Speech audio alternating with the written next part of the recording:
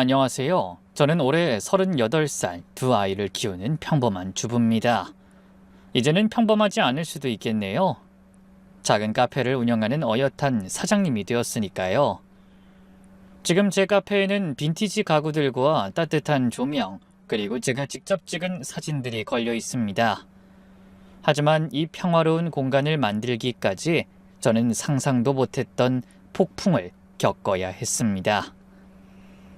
오늘은 제가 어떻게 남편과 이혼하고 새로운 삶을 시작하게 되었는지 그 이야기를 들려드리려고 합니다. 모든 건 1년 전 그날부터 시작됐어요. 남편이 드디어 부장으로 승진했다고 기뻐하던 날이었죠. 사실 저도 정말 기뻤어요. 남편은 입사 3년 만에 대리가 됐는데 그 후로 7년 동안 진급이 막혀 있었거든요. 보통 대리에서 과장까지 3년, 4년이면 된다는데 남편은 유독 오래 걸렸어요. 과장 승진에서 2번이나 누락됐었죠. 첫 번째는 실적 부족이라고 했고 두 번째는 TO가 없다고 했어요. 그러다 3년 전에 겨우 과장이 됐고 이번에 부장까지 올라간 거예요. 그동안 회사에서 인정받지 못한다며 술 마시고 들어오는 날이 많았거든요. 동기들은 이미 차장, 부장 달고 있는데 자기만 뒤처진다며 스트레스를 많이 받았죠. 왜 나만 이렇게 회사에서 인정을 못 받는지 모르겠어. 조금만 더 기다려봐요, 여보. 분명 좋은 날이 올 거예요. 이놈의 회사는 나를 알아주지 않는 것 같아. 특히 대학 동기인 김 부장은 이미 2년 전에 부장으로 진급한 날 좌절하던 남편의 모습이 아직도 눈에 선해요. 그런 남편이 드디어 부장이 됐다니 저도 안도의 한숨이 나왔죠. 여보 축하해요. 정말 고생 많았어요. 고마워. 이제야 됐어. 오늘은 오랜만에 가족끼리 외식이라도 할까요? 좋지. 애들도 좋아하겠다. 남편의 승진 소식을 듣자마자 제일 먼저 아버지께 전화를 드렸어요. 아빠, 좋은 소식 있어요. 무슨 일이야? 딸 목소리가 밝네. 김서방이 드디어 부장으로 승진했어요. 그래? 잘 됐구나. 그간 고생 많이 했는데 드디어 인정받았네. 아버지는 제가 결혼한 후로 쭉 작은 치킨집을 운영하고 계셨어요. 제가 고등학생 때 회사에서 퇴직하신 후 받은 퇴직금으로 작은 사업을 시작하셨는데 그것도 2년 만에 망했어요. 그 후로는 정말 안 해본 일이 없으셨어요. 보험 영업도 하시고 대리운전도 하시고 새벽엔 도매시장에서 하역 일도 하셨죠. 10년 넘게 그렇게 이런저런 일을 하시다가 5년 전에 드디어 작은 치킨집을 차리신 거예요. 프랜차이즈는 가맹비가 비싸서 개인 가게로 시작하셨죠. 치킨집은 동네 골목 안쪽에 있는 작은 가게예요. 간판도 화려하지 않고 테이블도 4개뿐인 정말 소박한 곳이었죠. 하지만 아버진 그 작은 가게를 운영하는 걸 자랑스러워 하셨어요. 자신의 가게라는 게 생겼다며 기뻐하시던 모습이 아직도 눈에 선해요. 어머닌 제가 대학교 2학년 때 암으로 돌아가셨어요. 3년간의 투병 생활은 우리 가족에게 정말 힘든 시간이었어요. 그동안 병원비와 약값으로 집도 팔고 적금도 다 깼죠. 아빠 괜찮아요? 당연하지. 우리 딸이 잘 있으니까 아빠는 뭐든 할 수 있어. 그렇게 말씀하시던 아버지의 미소가 지금도 가슴을 아프게 해요. 어머니가 돌아가신 후 아버지는 저 하나만 바라보고 더욱 열심히 사셨어요. 제 대학 등록금 마련하느라 당시엔 택시 운전도 하시고 주말엔 공사장 일용직도 다니셨죠. 넌 공부만 해. 돈은 아빠가 벌게. 아빠 저도 이제 성인이에요. 제가 벌어서 쓸게요. 안 돼. 네 엄마가 못다 본 네 모습 아빠가 끝까지 지켜볼 거야. 그렇게 아버진 제 앞에선 한 번도 힘든 내색하지 않으시고 묵묵히 살아오셨어요. 내가 축하하러 가야겠다. 사위 승진했는데 장인이 가만히 있을 순 없지. 에이 아빠 바쁘신데 굳이 오실 필요 없어요. 무슨 소리야. 이런 좋은 날에 가족이 함께 해야지. 오늘 저녁에 갈게. 가긴 어떡하고요. 하루 일찍 닫으면 되지 뭐. 사위 승진이 더 중요해. 전화를 받으신 아버지 목소리가 정말 밝으셨어요. 마치 자신의 일처럼 기뻐해 주셨죠. 사실 요즘 치킨집도 잘 안 된다고 하시던데 굳이 오시는 게 신경 쓰였거든요. 하지만 아버진 막무가내셨어요. 사실 남편은 최근 몇 년간 아버지를 대하는 태도가 조금씩 변하고 있었어요. 처음엔 장인어른 고생 많으시다며 안쓰러워했는데 점점 왜 아직도 치킨집을 하시냐는 식으로 바뀌었죠. 명절 때도 친정엔 잠깐만 들렀다가 시댁에서 대부분 시간을 보냈고 아버지 생신도 핑계대고 빠진 적이 많았어요. 처가가 좀 더 나았으면 내 인생도 좀 달라졌을 텐데. 회사에서 스트레스 받고 돌아온 날에는 저런 말도 가끔 했고요. 그날 저녁 아버지가 오셨어요. 한 손엔 고급 양주 박스를 들고 계셨죠. 나중에 알고 보니 그 양주가 30만 원이 넘는 거더라고요. 아버지가 치킨집에서 하루 종일 일해도 10만 원 남기기 힘든데 한 달 용돈을 다 모아서 사오신 거였어요. 아이들이 할아버지를 보자 현관으로 뛰어나갔어요. 할아버지! 우리 강아지들 많이 컸네. 할아버지, 저 이번에 반에서 2등 했어요. 할아버지, 치킨 가져오셨어요? 오늘은 못 가져왔어. 다음에 꼭 해줄게. 그때 방에서 나온 남편의 표정이 굳어졌어요. 아버지가 입고 계신 낡은 점퍼를 보더니 인상을 찌푸렸죠. 그 점퍼는 아버지가 치킨집에서 일할 때 늘 입으시는 거였어요. 아무리 빨아도 배어든 기름 냄새가 완전히 가시지 않는 그런 점퍼였죠. 얘들아, 방에 들어가서 숙제해. 아빠, 할아버지 오셨는데 어른들끼리 따로 얘기할 거니까 들어가. 남편이 평소와 달리 단호하게 아이들을 방으로 들여보냈어요. 어서 오세요, 장인어른. 그래, 사위 축하해. 부장 됐다며? 네, 이제야 됐네요. 남편의 인사가 시큰둥했어요. 평소에도 아버지가 오실 때마다 그 점퍼를 싫어했지만 오늘은 유독 심했어요. 장인어른, 또 그 점퍼 입고 오셨네요? 제가 새 옷 사드린다니까요. 이게 편해서 그래. 일할 때 입는 거라. 그러니까요. 일할 때 입는 거 왜 여기까지 입고 오세요? 저는 남편 팔을 살짝 꼬집으며 눈치를 줬지만 남편은 무시했어요. 그렇게 거실로 들어가 자리에 앉았어요. 아버지가 가져오신 양주 상자를 조심스럽게 테이블에 올려놓으셨어요. 상자를 여시는 손이 떨리는 것 같았어요. 아마 비싼 술을 사는 게 부담스러우셨겠죠? 김서방이 승진했다니까 기분 좋아서 가져왔어. 비싸 보이는데 이런 거 왜 사오셨어요? 남편의 첫 마디가 그거였어요. 고맙다는 말 한마디 없이 말이죠.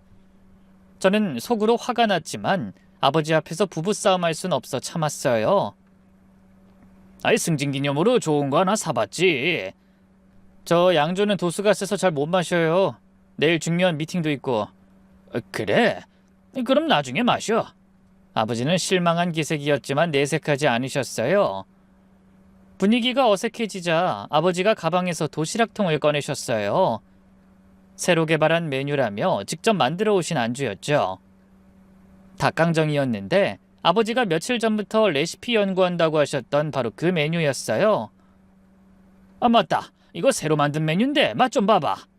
장인어른, 애들이 벌써 저녁 먹었어요. 이따 먹어보겠습니다. 그래? 그럼 나중에 간식으로 먹어. 네, 감사합니다. 남편의 말투가 차가웠어요. 저는 어떻게든 분위기를 바꿔보려고 애썼어요. 아빠 요리 솜씨 좋으시잖아요. 애들도 외할아버지 치킨 제일 좋아하고요. 그래? 우리 손자들이? 큰애가 지난번에 외할아버지 닭강정 또 먹고 싶다고 했어요.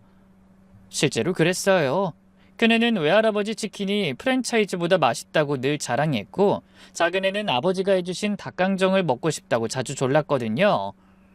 하지만 남편은 계속 시큰둥한 표정이었어요. 마지못해 앉아있는 게 눈에 보였죠. 저녁을 간단히 차리고 남편이 와인을 꺼내왔는데 꽤 비싼 와인이었어요. 평소에는 특별한 날에만 마시는 그런 와인이었죠. 그런데 와인잔을 3개가 아닌 2개만 꺼내는 거예요. 장인어른은 소주 드시죠? 와인은 입맛에 안 맞으실 것 같은데.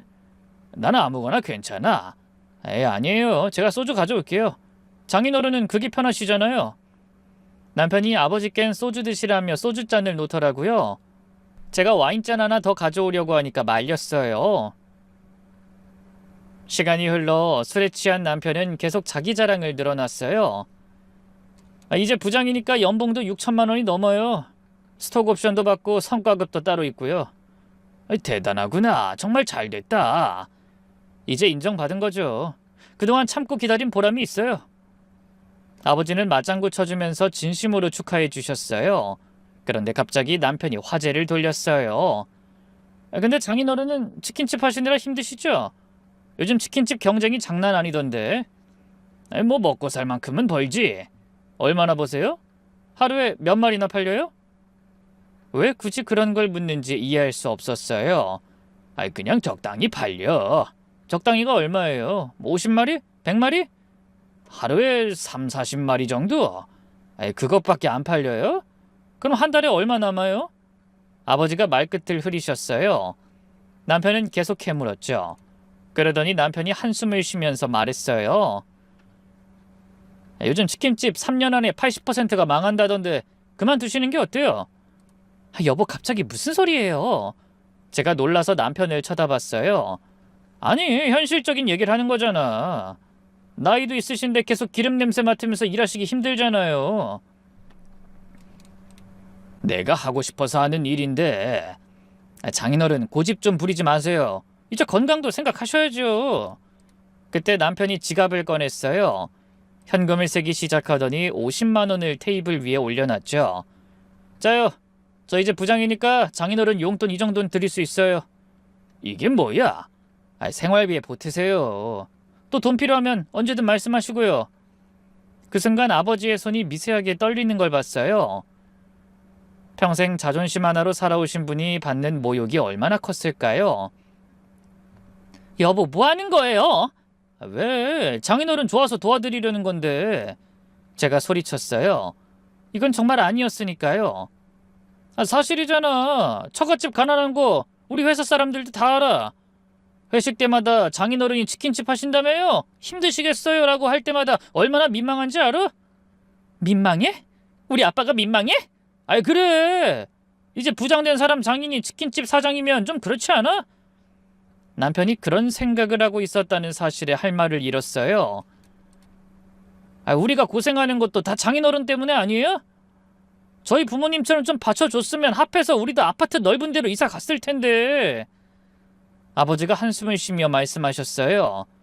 그래, 내가 가난한 건 맞다. 하지만 남편이 아버지 말을 잘랐어요. 현실을 받아들이세요. 돈 필요하시면 말씀하시고요. 어차피 가족인데 부끄러울 거 있어요. 아버지가 수저를 놓으시더니 조용히 물으셨어요. 김서방, 내가 그렇게 우습게 보이나? 목소린 여전히 차분했지만 그 안에 담긴 감정은 복잡했을 거예요. 분노와 서러움, 그리고 실망감이 뒤섞인 그런 감정이요. 우습다뇨. 도와드리려는 건데 왜 그러세요? 도움? 이게 도움이야? 현실을 직시하셔야죠. 치킨집 사장이 무슨 자존심을 그렇게 세워요. 내가 떳떳하게 일해서 번 돈으로 사는 게 그렇게 부끄러워? 그때 아버지 휴대폰이 울렸어요. 화면을 보시더니 잠깐 실례한다며 전화를 받으셨죠. 영식아, 그래. 응, 알았어. 짧은 통화였어요. 전화를 끊고 아버지가 자리에서 일어나셨어요. 딸, 그만 가볼게. 아빠, 벌써 가시려고요? 할 일이 있어서. 괜찮아, 간다. 아버지는 고집을 피우셨죠. 장인어른, 뭐 대단한 친구라도 있으세요? 뭐 치킨집 사장님들 모임인가? 술 취한 남편이 비웃듯이 말했어요. 아버진 대답 없이 그저 쓸쓸하게 웃기만 하셨죠. 그 웃음이 너무 슬퍼 보여서 가슴이 아팠어요. 현관까지 배웅을 나갔어요. 아버지가 신발을 신으시는 동안 저는 할 말을 찾지 못했어요. 아빠, 정말 죄송해요. 남편이 요즘 스트레스가 많아서 술만 마시면 저래요. 미안해 하지 마. 오히려 내가 너 고생시키는구나. 아빠가 왜 미안해요. 미안한 건 저예요. 아니야. 김서방 말도 틀린 건 아니잖니. 내가 너희들한테 해준 게 뭐가 있어?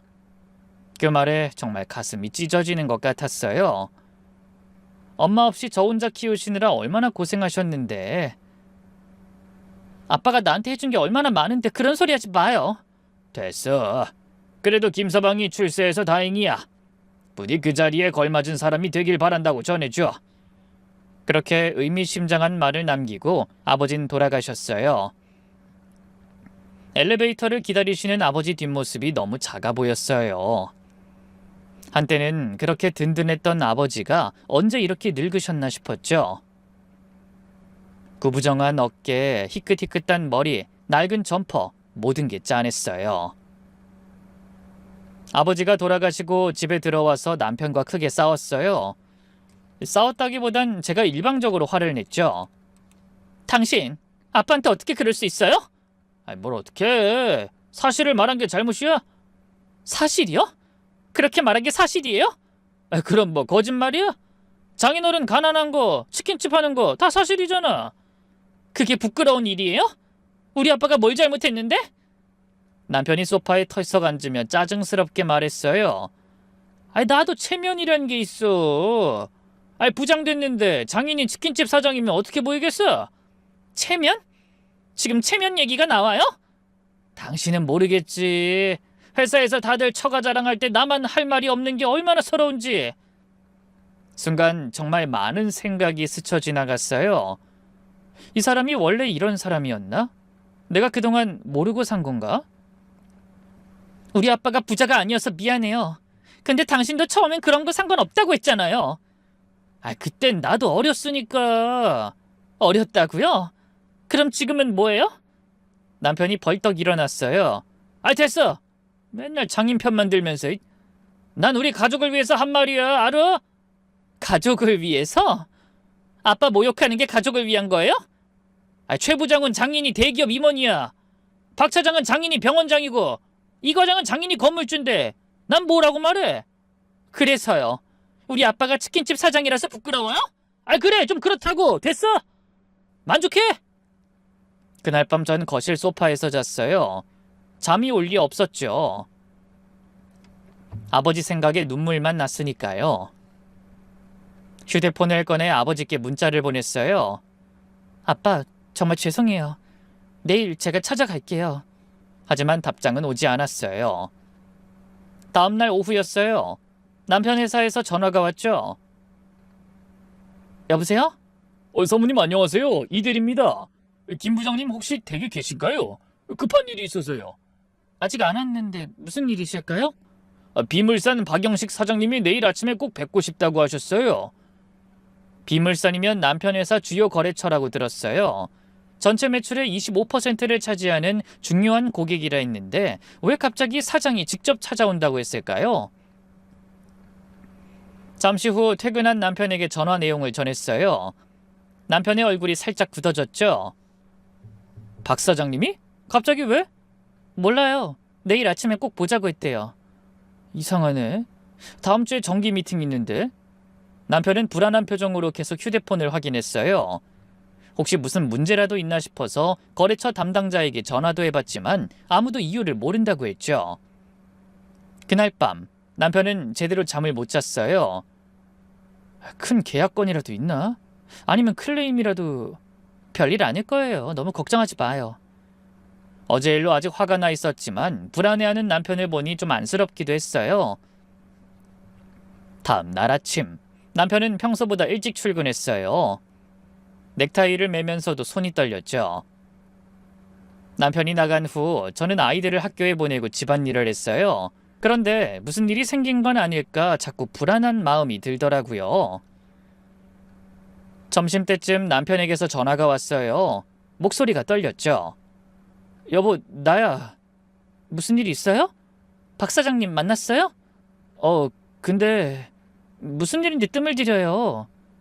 한참 침묵이 흐른 뒤 남편이 말했어요. 장인어른 대체 누구야? 그게 무슨 소리예요? 박 사장님이 장인어른 40년 지기 친구라고. 뭐라고요? 저도 놀라서 말을 잃었어요. 아버지가 대기업 사장과 친구라는 사실은 한 번도 들어본 적이 없었거든요. 그뿐만이 아니야. 내가 이 회사 들어온 것도 그동안 우리 회사가 비물상과 거래한 것도 다 장인 때문이래. 남편은 소파 맞은편에 앉아 머리를 감싸쥐었어요. 평소에 당당한 모습은 온데간데 없었죠. 손이 미세하게 떨리고 있었고 이마엔 식은땀이 맺혀 있었어요. 한참을 그렇게 있다 겨우 입을 열었어요. 오늘 아침 9시에 박 사장님 만났어. 평소엔 우리 회사로 오라고 하는데 오늘은 성진물산 본사로 오라고 하더라고. 남편의 목소리가 떨렸어요. 그때의 충격이 아직도 생생한 것 같았죠. 물을 한 잔 따라줬더니 벌컥벌컥 마시고는 이야기를 이어갔죠. 화장실에 들어갔더니 박 사장님 표정이 정말 무서웠어. 평소엔 온화한 분인데 오늘은 달랐어. 앉자마자 첫 마디가 뭐라고 했는데요? 자네 장인이 내 대학 룸메이트였다는 거 알고 있냐는 거야. 처음엔 무슨 소린지 몰랐어. 우리 장인어른이 치킨집 하시는 분인데 무슨 룸메이트냐고 했지. 그랬더니 남편이 휴대폰을 꺼내 사진을 보여줬어요. 박 사장이 보여줬다는 사진을 찍어온 거였죠. 흑백 사진이었는데 거기엔 두 청년이 어깨동무를 하고 환하게 웃고 있었어요. 한 명은 분명 젊은 시절의 박영식 사장이었고 다른 한 명은 아버지였죠. 20대의 아버지는 지금보다 훨씬 말랐지만 그 특유의 따뜻한 미소는 그대로였죠. 사진 뒤에는 1982년 봄, 영식이와 함께라고 적혀 있었어요. 박 사장님이 그러더라. 장인어른이 대학 4년 내내 전액 장학금 받은 수재였대. 경영학과 수석 졸업하고 교수님들도 대학원 가라고 붙잡았는데 취직을 선택했다고. 믿기지 않았어요. 우리 아버지가 그런 분이었다니. 그런데 왜 한 번도 말씀하지 않으셨을까요? 남편이 이야기를 계속했어요. 이번엔 더 충격적인 내용이었죠. 졸업하고 당시 최고 대기업 중 하나인 A그룹에 입사했대. 거기서도 승승장구해서 입사 3년 만에 대리, 7년 만에 과장, 그리고 40이 되기 전에 부장까지 올라갔다고. A그룹이면 90년대 초까지 정말 잘 나가던 회사였어요. 거기서 부장이었다면 정말 엘리트 중에 엘리트였을 텐데. 근데 IMF 때 회사가 어려워지면서 구조조정이 시작됐대.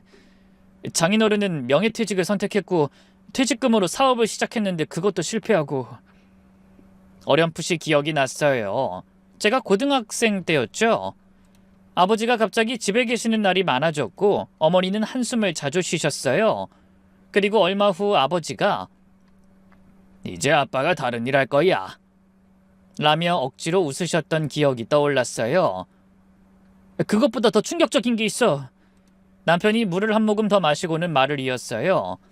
10년 전 내가 지금 회사에 입사할 때 말이야.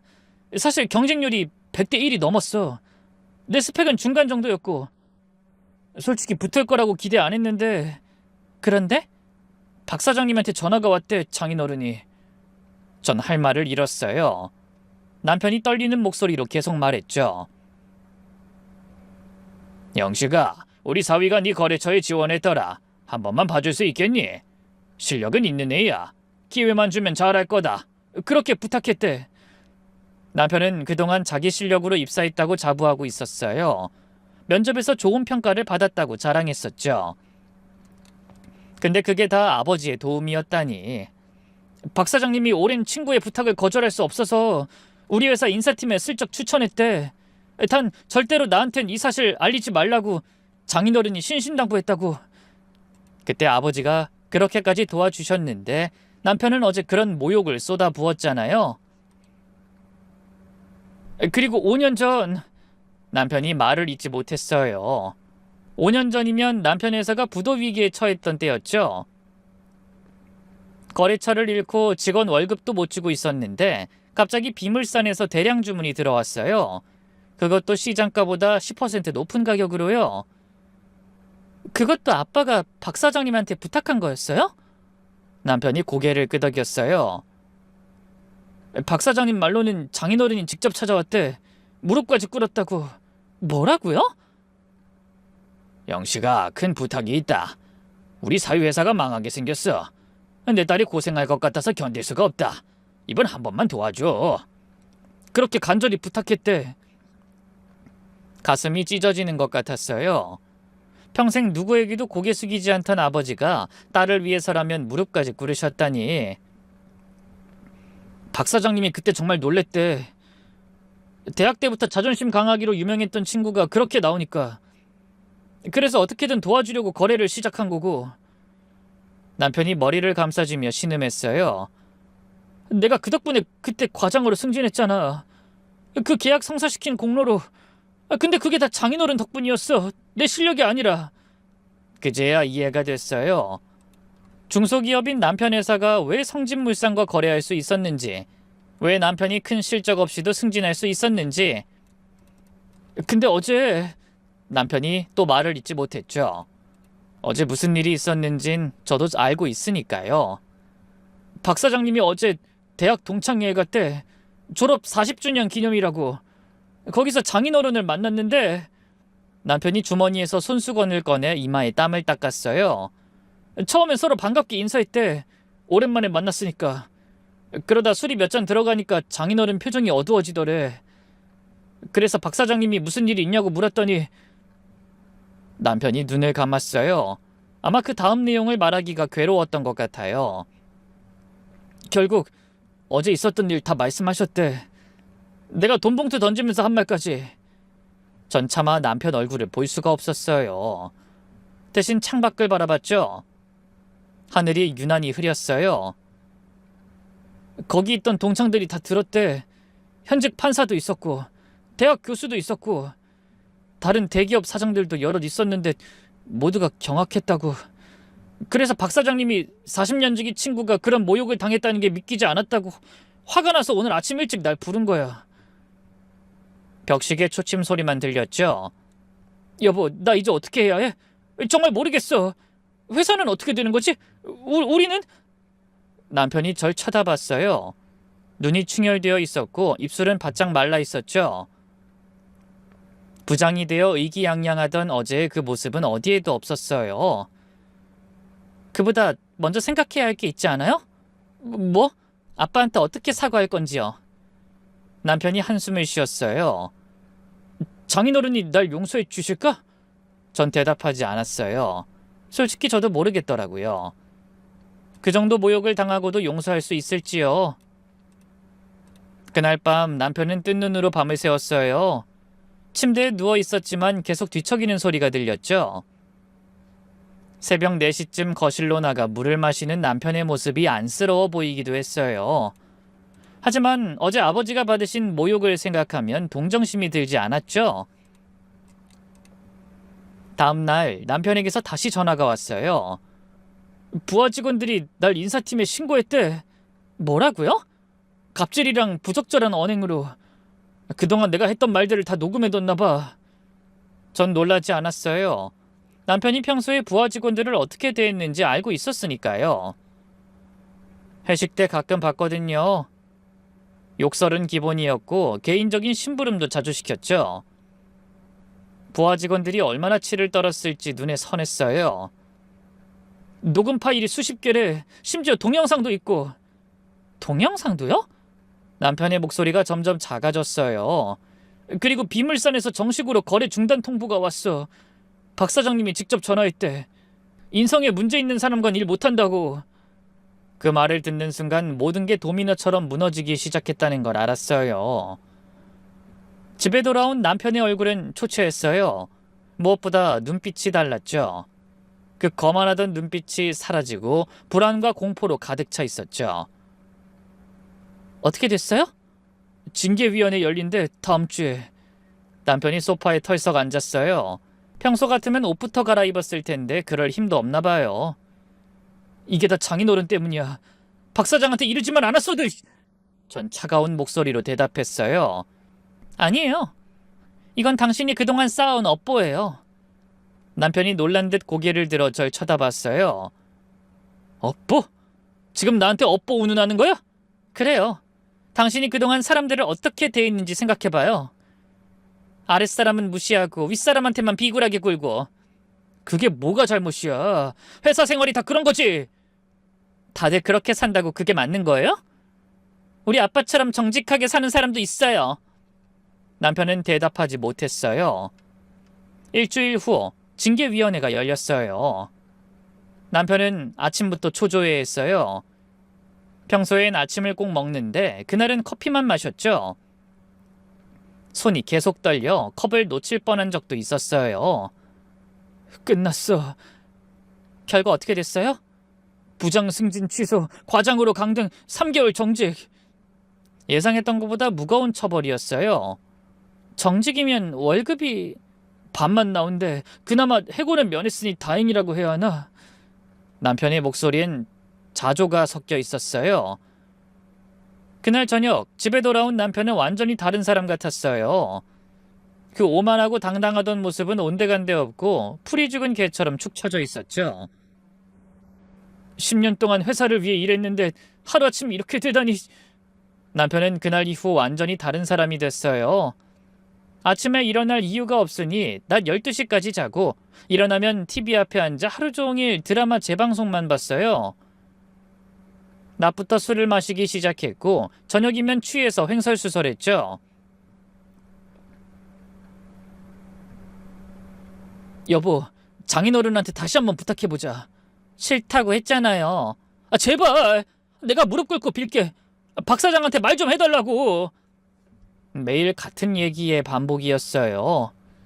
남편은 아직도 아버지가 전화 한 통이면 모든 게 해결될 거라고 믿었죠. 아빤 절대 안 도와줄 거예요. 왜 사위잖아. 딸이 고생하는데 모른 척할 수 있어? 당신 아직도 모르겠어요? 이건 돈이나 지위의 문제가 아니에요. 사람의 문제예요. 하지만 남편은 끝까지 이해하지 못했어요. 아니, 이해하고 싶지 않았던 것 같아요. 2주가 지났을 때 전 아버지를 찾아갔어요. 치킨집은 여전히 문이 닫혀 있었고 집에 계셨죠. 초인종을 누르니 한참 후에 문을 열어주셨어요. 많이 수척해지신 모습에 가슴이 아팠죠. 며칠 만에 10살은 늙으신 것 같았죠. 거실에 앉아 아버지가 타주신 차를 마셨어요. 예전 같으면 과자라도 내오셨을 텐데 오늘은 차만 딸랑 나왔죠. 아빠, 남편이 회사에서 징계받았어요. 그래? 부장에서 과장으로 강등됐고 3개월 정직이래요. 아버지는 담담하게 들으셨어요. 놀라는 기색도 안타까워하는 기색도 없었죠. 앞으로 더 힘들어질 거예요. 정직 끝나고 복직해도 한직으로 갈 거래요. 그런가? 아빠, 혹시 박 사장님께 한 말씀만. 안 돼. 단호한 거절이었어요. 예상했지만 그래도 마음이 무거웠죠. 내가 10년 동안 충분히 도와줬어. 입사할 때도 승진할 때도 회사 어려울 때도. 이젠 스스로 해결해야지. 하지만 아빠, 저희 생활이. 어렵게 사는 게 나쁜 게 아니야. 정직하게 사는 게 중요한 거지. 아버지의 말씀에 할 말이 없었어요. 그냥 고개를 숙이고 있었죠. 나도 알아. 김서방이 회사에서 어떻게 지냈는지. 부하 직원들 괴롭히고 약자한텐 갑질하고. 그게 사람이 할 짓이야. 아버지의 목소리에 분노가 섞여 있었어요. 내가 제일 화나는 건 돈 50만 원 던진 게 아니야. 사람을 사람으로 안 봤다는 거야. 나를, 그리고 부하 직원들을, 그리고 모두를. 집에 돌아오는 길에 많은 생각이 들었어요. 아버지 말씀이 맞았어요. 남편은 사람을 지위와 돈으로만 판단했죠. 그게 얼마나 잘못된 건지 이제야 깨달았어요. 집에 도착하니 남편이 또 술에 취해 있었어요. 거실은 엉망이었죠. 맥주캔이 여기저기 굴러다니고 안주 부스러기가 바닥에 떨어져 있었어요.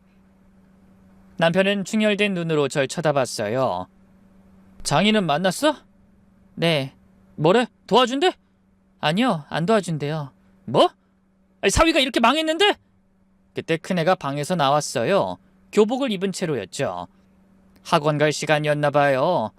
엄마, 아빠 왜 맨날 집에 있어요? 아이의 질문에 뭐라 대답해야 할지 막막했어요. 아빠가 좀 아파서 쉬고 있어. 거짓말. 친구들이 그러는데 그럼 아빠 회사에서 잘린 거라는데? 그네는 중학교 2학년이었어요. 이미 다 알만한 나이였죠. 그런 거 아니야. 잠깐 쉬는 거야. 다 알아요. 외할아버지한테 나쁜 짓 해서 벌 받는 거라며? 순간 말문이 막혔어요. 아이들도 이미 알고 있었던 거예요. 큰애가 나가고 나자 남편이 소리쳤어요. 저것 봐! 애들까지 날 무시해! 당신은 정말 모르겠어요? 아직도? 돈과 지위만 보고 살면 이렇게 돼요. 가족도 잃고 존경도 잃고. 다음 날부터 남편은 더 심하게 망가졌어요. 아침부터 소주를 마시기 시작했고 화장실도 제대로 가지 못할 정도로 취했죠. 면도도 안 하고 씻지도 않고 하루 종일 잠옷 차림으로 돌아다녔어요. 그때 회사에서 연락이 왔죠. 인사팀장이었죠. 사모님, 김 부장님 좀 바꿔주시겠어요? 지금 상태가 안 좋아서요. 그래도 꼭 통화를 해야 해서요. 중요한 일입니다. 남편을 깨워 전화를 받게 했어요. 5분쯤 통화를 하더니 전화를 떨어뜨렸죠. 무슨 일이에요? 구조조정 1차 대상자래. 드디어 올 것이 왔구나 싶었어요. 회사도 더는 남편을 두고 볼 수 없었나 봐요. 10년 다닌 회사에서 이렇게 쫓겨나게 된 거예요. 부장 승진의 기쁨을 느낀 지 채 한 달도 안 돼서요. 남편은 그날부터 완전히 무너졌어요. 페인처럼 지냈죠. 씻지도 않고 먹지도 않고 그저 술만 마셨어요. 가끔 제정신이 들면 화를 냈죠. 다 장인 때문이야. 장인이 날 망쳤어. 또 그 소리예요? 정말 지긋지긋해요. 맞잖아. 장인이 박 사장한테 이러지만 않았어도 가만히 있었으면 이런 일 없었을 거 아니야. 전 더는 참을 수 없었어요. 그럼 물어볼게요. 아빠가 없었으면 당신이 그 회사 들어갈 수 있었을까요? 그건 아빠가 없었으면 과장 승진도 못했겠죠? 회사가 망할 뻔했을 때 살아남지도 못했을 거고요. 아빠가 10년 동안 당신을 도와줬어요. 근데 당신은 뭘 했죠? 50만 원 던지며 모욕했잖아요. 남편이 갑자기 폭발했어요. 테이블 위에 있던 물건들을 집어던지기 시작했죠. 접시가 깨지고 컵이 날아갔어요. 닥쳐! 다 니네 아버지 때문이야! 니네 집안 때문에 내가 이렇게 됐다고! 그때 깨지는 소리를 듣고 아이들이 방에서 나왔어요. 작은 애는 무서워서 울기 시작했죠. 엄마 무서워. 아빠 왜 저래요? 무서워요. 아이들의 울음소리를 듣고도 남편은 계속 소리를 질렀어요. 다 꺼져! 다 필요 없어! 그 순간 전 결심했죠. 더는 이렇게 살 수 없다고. 아이들이 망가지기 전에 떠나야겠다고. 얘들아, 방에 가서 짐 싸. 뭐? 지금 뭐 한다고? 보면 몰라요? 짐 싸는 거예요. 전 침실로 가서 옷가지들을 가방에 담기 시작했어요. 남편이 따라와서 막으려 했지만 술에 취해 제대로 서 있지도 못했죠.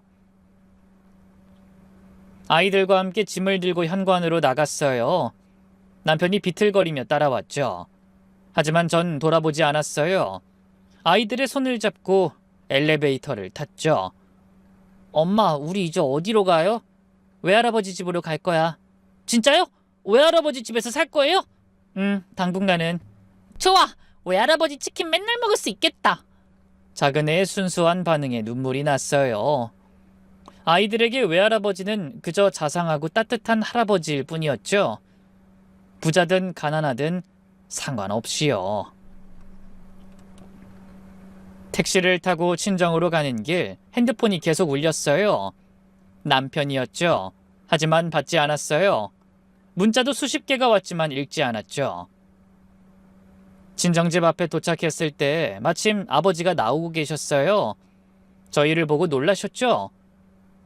아버진 묻지 않으셨어요. 그저 조용히 짐을 들어주시고는 집으로 안내하셨죠.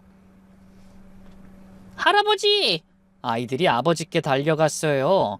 아버지도 반갑게 아이들을 안아주셨죠. 집에 들어가서 짐을 풀고 있는데 아버지가 차를 가져다 주셨어요. 힘들었지? 아빠, 말 안 해도 알아. 눈에 다 보이는데. 그 말씀에 그동안 참았던 눈물이 쏟아졌어요. 죄송해요, 아빠.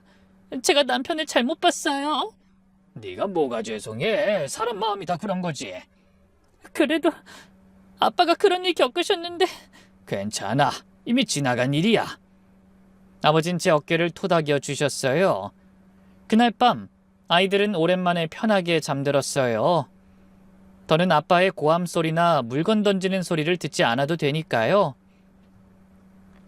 전 거실에 나와 아버지와 차를 마셨어요. 치킨집은 언제 다시 여실 거예요? 글쎄, 아직은 좀... 혹시 저 때문에... 아니야, 그냥 좀 쉬고 싶어서 그래. 하지만 전 알았어요. 아버지가 받은 상처가 얼마나 큰지, 평생 자존심 하나로 살아오신 분이 받은 모욕이 얼마나 깊은지. 아빠, 제가 도와드릴게요. 가게 일이요. 넌 애들 돌봐야지. 애들은 학교 가고 학원 가면 시간 있어요. 제가 도울게요. 아버지는 잠시 생각하시더니 고개를 끄덕이셨어요. 그래, 뭐 같이 하면 좋지. 다음 날부터 전 아버지와 함께 치킨집을 정리하기 시작했어요. 한동안 문을 닫았던 가게는 먼지가 쌓여 있었죠. 구석구석 청소하고 기름때를 닦고 재료를 점검했어요. 일주일 후 치킨집은 새 단장을 하고 다시 문을 열었어요. 단골 손님들이 반갑게 맞아주셨죠. 아이고, 사장님, 그동안 어디 가셨어요? 여행 좀 다녀왔어요. 가게 문 안 열어서 얼마나 섭섭했는지 몰라요. 그때 깨달았어요. 아버지가 얼마나 많은 사람들에게 사랑받는 분인지. 돈이 많고 적고가 중요한 게 아니라 어떻게 사는지가 중요하다는 걸요. 사장님, 오늘도 노인정에 치킨 보내드릴 거죠? 그럼요. 매주 금요일이잖아요. 알고 보니 아버지는 매주 금요일마다 동네 노인정에 치킨을 무료로 보내드리고 계셨어요. 형편이 어려운 독거노인들께도 종종 배달하셨고요. 전세삼 아버지가 자랑스러웠어요. 남편은 이런 아버지를 가난한 치킨집 사장으로만 봤던 거죠. 한편 남편은 계속 전화하고 문자를 보냈어요. 하루에도 수십 통씩요. 하지만 전 답장하지 않았어요. 아직은 만날 준비가 안 됐으니까요. 그러던 어느 날 시어머니에게서 전화가 왔어요. 야, 이게 무슨 짓이야? 어머님, 남편을 버리고 친정으로 가? 그것도 애들까지 데리고? 죄송해요, 어머님. 하지만 더는 못 참겠어요. 못 참겠다니! 부부는 참고 사는 거야! 시어머니는 계속 고함을 질렀어요. 우리 아들이 뭘 그렇게 잘못했다고 이런 극단적인 선택을 해? 어머님은 모르세요. 남편이 우리 아버지한테 어떤 짓을 했는지. 알아, 다 들었어. 그래도 그렇지 그깟 일로. 그깟 일이요? 전 더는 참을 수 없었어요. 어머님, 죄송하지만 이건 그깟 일이 아니에요. 현실을 봐. 너 이거 어떻게 먹고 살려고? 정직하게 살 거예요. 가난해도 떳떳하게요. 시어머니는 마지막까지 이해하지 못했어요. 사돈이 대기업 사장 친구라며? 그런 사람이 좀 도와주면 어때? 전화를 끊었어요. 더는 대화가 무의미했으니까요. 그렇게 친정에서 3개월이 지났어요. 매일 아침 6시에 일어나 아버지와 함께 치킨집 준비를 했죠. 처음엔 기름 냄새가 싫었는데 이상하게 익숙해지더라고요. 아버지가 닭손질하는 모습을 보며 많은 걸 배웠어요. 그 묵묵한 손놀림 속에 30년 세월이 담겨 있었죠. 어느 날 아침 재료 정리를 하던 중 아버지가 갑자기 말씀하셨어요. 너 예전에 카페 하고 싶다고 했지? 그때 농담으로. 농담 아니잖아. 네 눈빛을 봤어. 뭔가 하고 싶은 게 있을 때 나오는 눈빛. 순간 가슴이 쿵 내려앉았어요. 사실 결혼 전에 바리스타 자격증을 따놨었어요. 대학 졸업하고 잠깐 카페에서 아르바이트도 했었죠. 손님들이 제가 만든 커피 마시며 행복해하는 모습을 보는 게 좋았어요. 언젠가는 아담한 카페를 열고 싶다는 꿈이 있었죠. 하지만 결혼하고 아이 낳고 살다 보니 그런 꿈은 사치처럼 느껴져서 마음 한구석에 묻어뒀어요. 우리 가게 옆 공간이 비었어. 부동산에 물어보니 월세도 저렴하대. 건물주가 나랑 오래 알던 사이라 잘해준다고 하더라. 아빠, 그래도 창업은 돈도 많이 들고. 네가 모아둔 돈도 있다며. 그리고 아버지가 방으로 가시더니 낡은 통장을 가져오셨어요. 이거 네 엄마가 너 주려고 모아둔 거야. 시집 갈 때 주려고 했는데 그땐 형편이 안 돼서 못 줬어. 통장을 열어보니 1,000만 원이 들어있었어요. 엄마가 암 투병하면서도 조금씩 모았어. 우리 딸 꿈 이뤄주고 싶다고. 그날 밤 전 결심했죠. 이제는 정말 제 꿈을 이뤄볼 때라고. 다음 날부터 본격적으로 준비했어요. 먼저 그 공간을 임대하고 사업자 등록을 했죠. 인테리어는 최대한 아끼기로 했어요. 대신 따뜻하고 아늑한 분위기를 만들려고 노력했죠. 아빠, 이 탁자 어때요? 중고 가구점에서 찾았어요. 좀 낡았는데. 이게 빈티지예요. 요즘은 이런 게 유행이래요. 아버지와 함께 중고 가구를 사서 직접 페인트 칠했어요. 하얀색으로 칠하니 완전히 새 것처럼 보였죠. 의자도 하나하나 골라 각각 다른 색으로 칠했어요. 그게 오히려 개성 있어 보였죠. 그렇게 2달간의 준비 끝에 드디어 오픈 날이 왔어요. 따뜻한 오후라는 이름으로 정했죠. 거창하진 않지만 사람들이 잠시 쉬어갈 수 있는 공간이 되길 바라는 마음을 담았어요. 오픈 첫날 새벽, 너무 떨려서 잠을 못 잤어요. 손님이 올까? 커피 맛이 괜찮을까? 온갖 걱정이 들었죠. 어머, 여기가 사장님 따님 카페예요? 오픈하자 아버지 단골 손님이 들어오셨어요. 치킨집 옆에 카페가 생겼다는 소식을 듣고 일부러 찾아오신 거였죠. 그 후로 하나둘 손님이 늘기 시작했어요. 1년이 지나자 카페는 이제 완전히 자리를 잡았죠. 단골 손님도 많이 생겼고 수익도 안정적이었어요. 아르바이트생도 한 명 고용했어요. 미혼모 가정의 엄마였는데 일하고 싶어도 기회가 없었다고 했죠. 사장님 정말 감사해요. 저 같은 사람 써주셔서. 뭘요? 잘하고 계시잖아요. 그분을 보며 많은 생각이 들었어요. 나도 누군가에게 기회를 줄 수 있는 사람이 됐구나 하고요. 그러던 어느 평범한 오후였어요. 택배입니다. 문이 열리고 들어온 사람을 보고 숨이 멎을 뻔했어요. 남편이었어요. 시간이 멈춘 것 같았죠. 서로 얼어붙은 채 몇 초간 바라봤죠. 남편은 모자를 깊이 눌렀었지만 가릴 수 없었어요. 한때 그렇게 말끔했던 남편, 명품 정장에 구두도 항상 반짝반짝 닦아서 신었던 남편, 그런 남편이 이제는 땀에 젖은 택배 유니폼을 입고 서 있었어요. 얼굴은 햇볕에 타서 거칠었고 손은 거칠어져 있었죠. 여기 사인. 떨리는 목소리로 서류를 내밀었어요. 전 아무 말 없이 사인했죠. 그때 가게 안을 둘러보던 남편의 눈에 뭔가 반짝이는 게 보였어요. 부러움? 후회? 그리움? 복잡한 감정이 스쳐 지나갔죠. 잠깐만요. 돌아서려는 남편을 불렀어요. 커피라도 한 잔. 괜찮습니다. 바빠서. 남편은 거의 도망치듯 나갔어요. 유리문 너머로 보이는 뒷모습이 너무 쓸쓸해 보였죠. 무거운 택배 카트를 끌고 가는 모습이 마치 자신의 인생을 끌고 가는 것처럼 보였죠. 며칠 후에는 다른 택배 기사가 왔어요. 남편은 그 구역에서 빠진 것 같았어요. 일부러 피한 걸까요? 그로부터 한 달이 더 지났어요.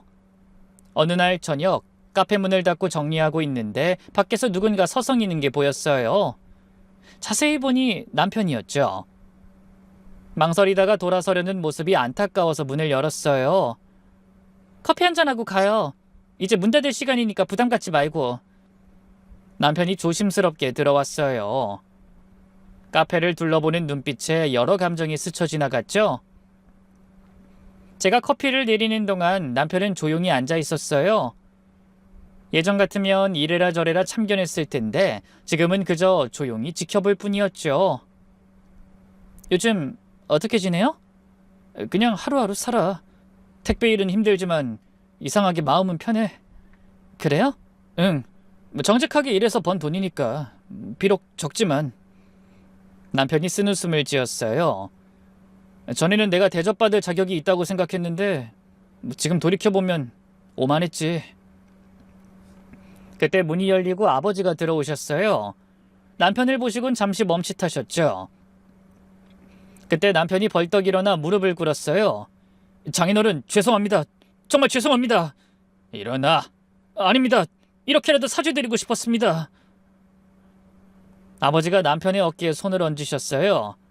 무릎 꿇는다고 과거가 바뀌는 건 아니야. 미안해하지 말고 앞으로 어떻게 살 건지 보여줘. 그게 진짜 사과야. 남편이 울먹이며 일어났어요. 그날 저녁 아버지가 양주 상자를 꺼내오셨어요. 2년 전 그날의 그 양주였죠. 이걸 봐. 먼지가 많이 앉았지? 네. 하지만 술은 그대로야. 오히려 더 깊은 맛이 났을 거야. 사람도 그래. 시간이 지나면서 진짜가 드러나는 거지. 김서방이 진짜 변했는진 더 지켜봐야 알 수 있어. 그럼 언제까지... 그건 네가 결정할 일이야. 네 마음이 열릴 때가 되면 알게 될 거야. 그때 휴대폰이 울렸어요. 모르는 번호였죠. 여보세요? 안녕하세요. 서울중앙병원인데요. 김정우 씨 보호자 되시나요? 심장이 멎는 것 같았어요. 환자분이 배달 중 교통사고를 당하셨어요. 다행히 생명엔 지장 없지만... 병원에 도착하니 남편은 응급실 침대에 누워 있었어요. 다리에 깁스를 하고 있었죠. 왜 왔어? 연락처에 나밖에 없었나 봐요. 남편이 자조적으로 웃었어요. 그 후로 가끔 병원에 들렀죠. 아이들도 데리고 갔죠. 처음엔 어색해하던 아이들도 점점 아빠와 대화를 나누기 시작했어요. 아빠, 이제 택배 일 안 해요? 당분간은 못해. 다리가 나으면 다시 할 거야. 힘들지 않아요? 힘들지. 하지만 정직하게 사는 게 중요한 거야. 남편이 변한 모습에 아이들도 조금씩 마음을 열었어요. 퇴원 후 남편은 작은 고시원으로 돌아갔어요. 그 모습이 안쓰러워서 제안했죠. 우리 집 근처 작은 방 구해줄게요. 아이들도 가끔 볼 수 있게. 그렇게 남편은 우리 근처로 이사했어요. 완전한 가족은 아니지만 조금씩 관계를 회복해갔죠.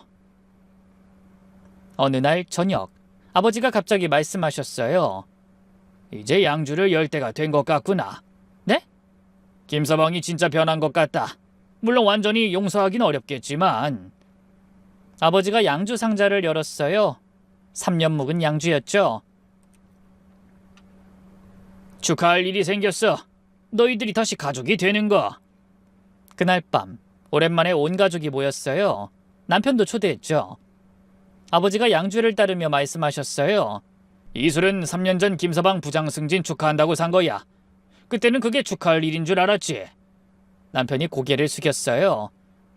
하지만 진짜 축하할 일은 따로 있었어. 이 사람이 사람다워진다는 것, 그게 진짜 축하할 일이야. 아버지가 남편을 보며 말씀하셨어요. 김서방, 아직 갈 길이 멀어. 하지만 제대로 가고 있는 것 같아. 감사합니다, 장인어른. 정말 죄송하고 감사합니다. 우리는 조용히 잔을 들었어요. 3년 전과는 완전히 다른 분위기였죠. 양주는 씁쓸하면서도 깊은 맛이 났어요. 마치 우리가 지나온 시간들처럼. 지금 전 여전히 카페를 운영하고 있어요. 남편은 다리가 나은 후 다시 택배 일을 시작했고 주말엔 아이들을 만나요. 완전한 재결합은 아니지만 서로를 이해하고 존중하는 관계가 됐죠. 창밖을 보면 여전히 아버지의 치킨집이 보여요. 3년 전 그날 양주를 들고 오셨던 아버지. 그땐 몰랐어요. 그 양주에 담긴 진짜 의미를 이제 알아요. 그건 단순한 축하의 술이 아니었어요. 사람의 가치를 돈으로 매기지 말라는, 진짜 성공은 얼마나 정직하게 사느냐에 있다는 아버지의 가르침이었죠. 가끔 손님들이 물어요. 사장님은 정말 행복해 보여요. 비결이 뭐예요? 그럴 때마다 전 웃으며 대답해요. 있는 그대로를 받아들이는 거예요. 그리고 정직하게 사는 거고요. 아버지가 평생 보여주신 삶처럼 전 오늘도 작은 카페에서 정직하게 살아가고 있어요. 그리고 그게 진짜 행복이라는 걸 이젠 확실히 알아요. 양주는 아직도 집에 있어요. 언젠가 또 열 날이 올 거예요. 아이들이 성장해서 멋진 사람이 되는 날, 남편이 완전히 새 사람이 되는 날, 혹은 우리 가족이 진짜 가족으로 거듭나는 날, 그날을 기다리며 오늘도 전 커피를 내려요. 아버지처럼 묵묵히, 그리고 정직하게.